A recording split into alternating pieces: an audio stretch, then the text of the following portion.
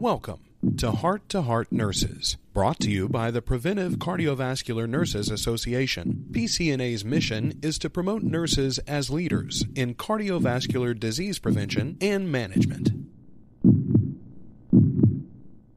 Welcome to today's episode, where we are very enthusiastically welcoming Dr. Janet Wright. Janet, could you please introduce yourself to us? Yes, Darylyn, it's a pleasure to join you today. I'm Janet Wright. I'm the Director of the Division for Heart Disease and Stroke Prevention at the Centers for Disease Control and Prevention. Well, we have a very specific thing to discuss today, and that is hypertension. And I'm hoping you could discuss for us just a little bit about the current state and the trends in hypertension detection and control. Yes, Darylyn, I will tell you, I come with a warning label. I'm rabid about hypertension detection and control. The reason I'm rabid is that it affects 1 in 2 adults in the United States. 1 in 2 of us over the age of 18 has an elevated blood pressure. And that elevation diagnosis or definition of hypertension by most guidelines is a blood pressure that's over 130 on the top and over 80 on the bottom. There are some guidelines that say it's over 140 and over 90. We won't quibble about that. We all know that lower is better as long as that's okay for the individual person. And the trends are not good. For a number of decades, we've seen a rise in the blood pressure control rate, but over the last 5 to 8 years, we've seen a slippage in that control rate. Another thing that's important to keep in mind is we have for years used a standard of office measurement of blood pressure to diagnose hypertension. And what we've learned from numerous studies, randomized control trials, and meta-analyses and systematic reviews is that the most accurate way to diagnose hypertension is through home monitoring. And so when I say that 1 in 2 of us has hypertension, it's probably an underestimate. We know that of those people, 120 million of us with high blood pressure, only 1 in 4 of us has that blood pressure under control. So think about that. That's 3 out of 4 people with high blood pressure out of control. This in a situation where we really do know how to control hypertension. It's just not happening everywhere for everyone. Do you think one of the reasons it's not diagnosed as frequently is that it is an unseen, unfelt type of disease state that people don't recognize? Obviously, if you injure yourself, if you fall off a bike, for example, it's an obvious injury. But this is an example of a disease state where it's not quite so obvious. You make an excellent point, and as you know, hypertension is often called a silent killer because with each beat of the heart, that elevated pressure is hammering the walls of the arteries, and those are the arteries in the brain, in the kidney, during pregnancy. And so we know that those uncontrolled pressures over time, if we think about a life course approach, with each beat of the heart, that uncontrolled pressure is doing extraordinary harm throughout all the organs in the body. So one reason is high blood pressure typically does not cause a person to feel differently.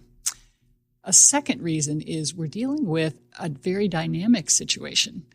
All of us who have practiced taking care of people know that blood pressure, if repeated, often changes. It may go up a little bit or go down a little bit. But in the busy flux of an office, it's not always possible to take multiple pressures.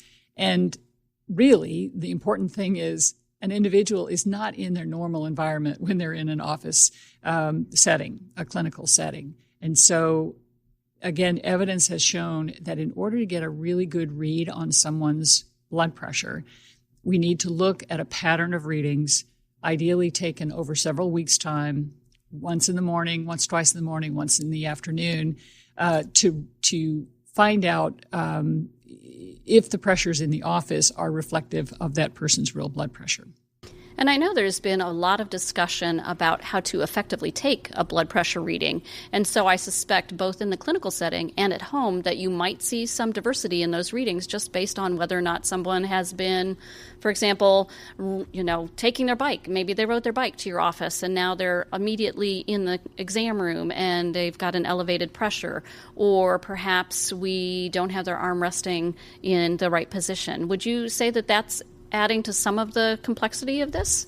Absolutely. We've learned from places that are high performers in blood pressure control that technique. It's important to have it posted on the walls, and also to make sure that individuals, patients who are coming in, know what the proper technique is. So both feet flat on the floor, sitting in a chair that has a back on it, having the arm at heart level and resting on something, not hanging loose, not talking, and ideally having rested for about 5 minutes before taking the readings. And that should be augmented with readings from home.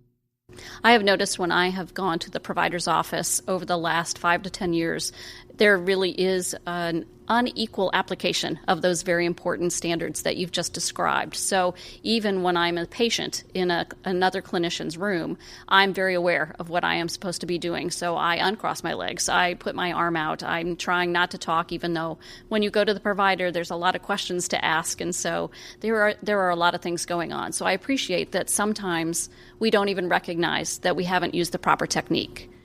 Yes, you remind me of a story from, again, a high performer, someone who was a Million Hearts champion and achieved 80% blood pressure control for the entire population they were caring for. Said it felt a little bit like what they say about the Golden Gate Bridge, that when painters are finished with it, they just turn around and start over and go back the other way. And that was the training that's necessary to preserve fidelity to those good blood pressure techniques. But Geraldine, the cascade of events that occurs if a clinician does not trust the reading, that cascade has a profound impact. So if you don't believe that the reading you saw on the chart is an accurate reflection, you are hesitant to change your treatment or to counsel about lifestyle, because you don't trust the reading.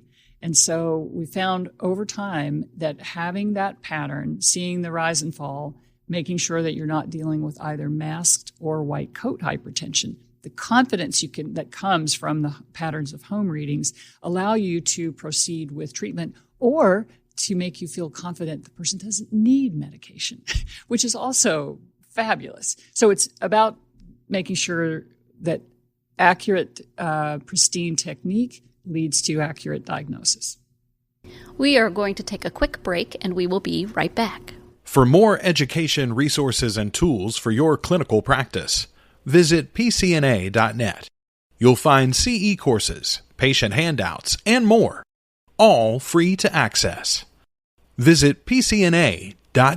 We're back with Janet Wright talking about hypertension, and we've discussed a little bit about taking an accurate reading, that it is a disease that affects far more people than many of us realize. And I'd like to turn more towards an action item. And what kind of role do clinicians, including PCNA members, have in addressing this issue? Geraldine, the roles are many, and I think one of the most important things, the most important thing that I think is missing right now, is to convey to an individual the importance of blood pressure control. In the crush of a busy office appointment with limited time, and usually a reason that patient has come into the office, and that is that you have an imperative to address that issue. It is so easy for hypertension to slip into the background, for it to become background noise. And nurses in particular can keep that from happening. Because nurses are so trusted and deserve that trust, they're even bringing up an elevated pressure as a note of concern and expressing that concern to a patient can make the difference. because I know it's true I think it's probably true for you. It's certainly true for me that multiple times people have told me my pressure was elevated. Nobody said anything, or nobody even told me it was elevated. They took my pressure and then went down the hall and I never knew what it was. And so by using their expertise and their voices to express the importance of hypertension control will go a long way. So there is a lot for us to learn about hypertension, its application for measurement and management in practice. And I'm hoping you could point us towards some resources to help us learn a little bit more. Yes. Well, the first place I would point you is to your home. PCNA has fantastic resources, human and otherwise, all available online through your membership. And so I would say first, shop at home. There are additional resources, and the good news about hypertension control, and I honestly feel like I sense around the country an authentic commitment to and investment in equitable hypertension control. So organizations like the American Heart Association, American Medical Association, certainly at CDC, we have Million Hearts that's been in hypertension control since its inception in 2012, and then CDC itself.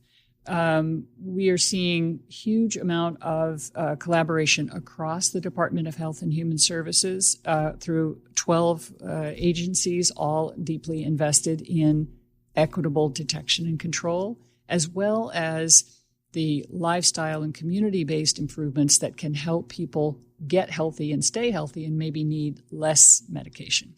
So those are a few. I would actually call out a couple of things for your membership. And one is something called a hypertension control change package. It is a product of the quality improvement team at CDC and in Million Hearts. And it is a collection of tools and resources that have been used in practices around the country, and we have gleaned them, harvested them through generosity, and organized them in a way that if someone wants to take on a quality improvement project, they can pick and choose which element is the best fit for their setting and for the population that they serve. The other resource I would call out is a campaign sponsored by a number of companies in cooperation with Million Hearts, CDC, and the CDC Foundation. It's called Live to the Beat. It is a campaign directed by and actually informed by, shaped by Black and African American individuals to help them from wherever they are in their lives start to take a healthier pathway. All the resources are available on our website and obviously at no cost. But there are lots of engaging type activities. And we know that African Americans suffer a very much higher rate of hypertension, a lower rate of control, and they also develop hypertension at earlier ages, resulting in a whole slew of largely preventable health outcomes. So, Live to the Beat, Hypertension Control Change Package are two that I would highlight. We will definitely put the links to those resources in our show notes so that you have access to those. Is there anything else that you'd like to add that we have neglected to discuss thus far? You know, I appreciate that chance because one thing that we know a couple of things about nurses sort of writ large. One is this trust aspect, the most trusted health professional. And at a time where misinformation reigns supreme, never, ever was your role and your status as a trusted source more valuable. The other thing that used to be true is that nurses as a group are not the healthiest of health professionals. And given how critical you are to health and health care, I would ask each nurse listening to make sure that he or she knows your blood pressure and that you are monitoring it if it's elevated and taking steps to control it, because we need you for the long term. We have had such a great conversation with Dr. Janet Wright today. Thank you so very much for joining us. This is your host, Geraldine Warfield, and we will see you next time. Thank you for listening to Heart Nurses. We invite you to visit pcna.net for clinical resources, continuing education, and much more.